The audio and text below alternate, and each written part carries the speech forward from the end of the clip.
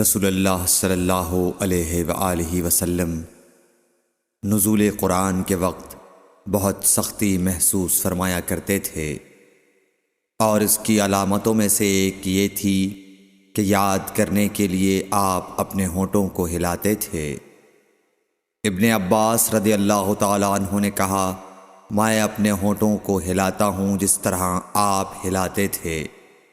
سعید کہتے ہیں، میں بھی اپنے ہونٹ ہلاتا ہوں جس طرح ابن عباس رضی اللہ تعالیٰ عنہ کو میں نے ہلاتے دیکھا۔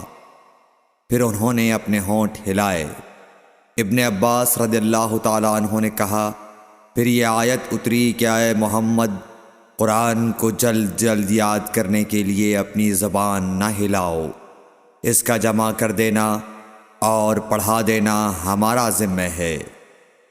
حضرت ابن عباس رضی اللہ تعالیٰ عنہ کہتے ہیں، یعنی قرآن آپ صلی اللہ علیہ وآلہ وسلم کے دل میں جمع دینا اور پڑھا دینا ہمارے ذمہ ہے۔ پھر جب ہم پڑھ چکے تو اس پڑھے ہوئے کی اتباع کرو۔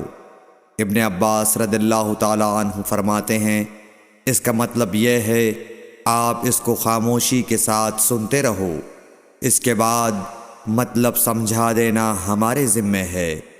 پھر یقیناً یہ ہماری ذمہ داری ہے کہ آپ اس کو پڑھو، یعنی اس کو محفوظ کر سکو۔ چنانچہ اس کے بعد جب آپ کے پاس حضرت جبرائیل علیہ السلام وحی لے کر آتے تو آپ توجہ سے سنتے، جب وہ چلے جاتے تو رسول اللہ صلی اللہ علیہ وسلم اس وحی کو اس طرح پڑھتے جس طرح حضرت جبرائیل علیہ السلام نے اسے پڑھا تھا۔ صحیح بخاری حدیث نمبر 5۔